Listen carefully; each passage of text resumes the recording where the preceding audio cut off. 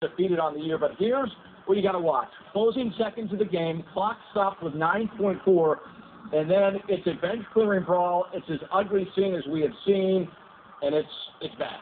And it started with Desmond Wells coming over to help Hugh Holloway, the senior, who was getting into a trash-talking debate there. Wells instigated, but didn't end it. And, Doug, let me stop you there, because Yancey Gates in the spot shadow just unloads on Freeze, who goes directly down. The question now for Gates, what kind of suspension are we looking at? You know, we compared it a little bit to LeGarrette Blount at Oregon. I know different sport against Boise. Remember, he was suspended for the season, then reinstated, but he was like, oh, shit. I mean, you felt like he suspended the game. We know it's coming, but there were several punches. There was also a teammate stomping on Freeze, and then you see other punches here. Lyons, Wells, other members of Cincinnati's bench.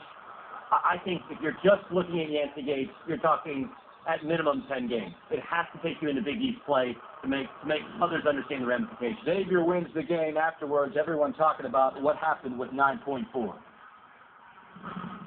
Yeah, you know, that's what you're going to see from Xavier in Cincinnati. And we got disrespected a little bit before the game. Guys calling us out.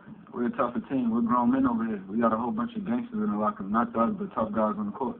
And we went out there and zipped them up at the end of the game. That's our motto, zip them up. And that's what we just did to them.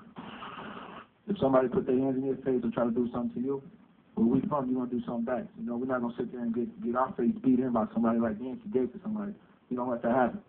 I was trying to call timeout so their players would go to their bench because the game was over and guys, you know, I saw them talking to our bench. I saw it. Of course, they were talking to assistant coaches. I don't know who they were talking to, some of the players. I saw it, tried to call timeout, but I had repeatedly asked the officials to stop it. That being said, there's no excuse for any of it. On our side, on their side, guys need to grow up. No excuses indeed, and major suspensions coming for several players. With that said, Doug, what do you make of those post-game comments? Well, first, Mick Cronin actually gets it. They do need to grow up. You're not kids, especially when you're Lions, you're Hugh Holloway, and you're Yancey Gates. You're seniors involved in this.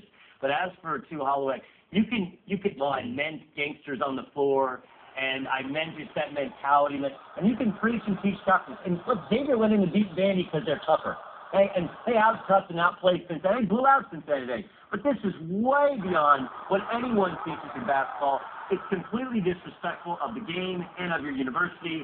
And I think that the post-game comments are as damning as their actions, and I think it's going to add fuel to the fire for their conference, for their school, and for the NCAA to suspend Hugh Holloway and Mark Lyons longer than they normally would have been suspended because they didn't land sucker punches. They were in defense mode. I just can't fathom the way in which you don't get up there on the dais and say, look, we played a great game. We're so sorry that it ended up this way. We never meant for it to end this way. Instead, you get in our face, we do this, where we're from, where anybody's from. You throw punches. You don't throw punches in basketball. Everybody knows it. And lost in this, Xavier really good. Yeah. Defeated, about to move into the top